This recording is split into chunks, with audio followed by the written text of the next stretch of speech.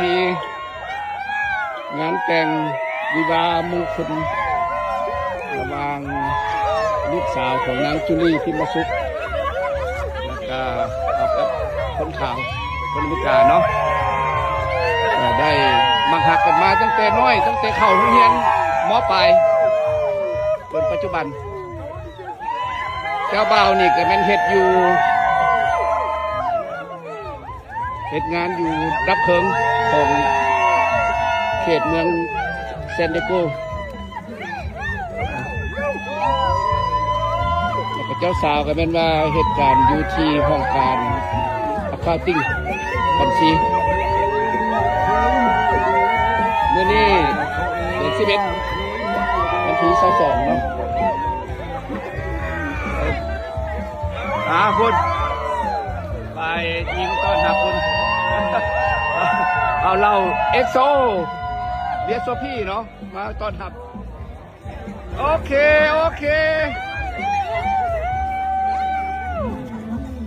เอาไปขอเข้าประตูไปดิเจ้าบ่าวเจ้าไปเฝ้าไอ้แม่ไปเฝ้าโอเค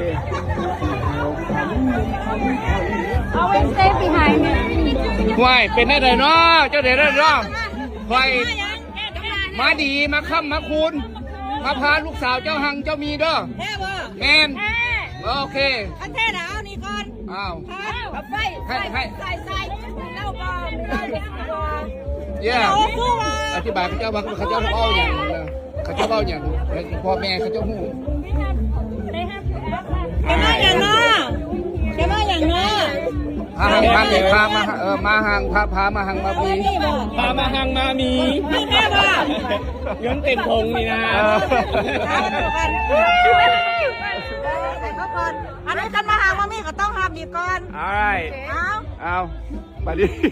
เอาโชคดีเด้ออันนี้ฝ่ายซ้ายขอให้ทุกคนทั้งเจ้าภาพทุกคนจงมีสุขภาพเข้มแข็ง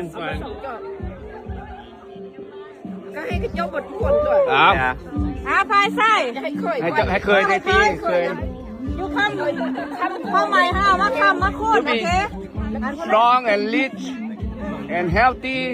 and take care your wife very best whole family okay yeah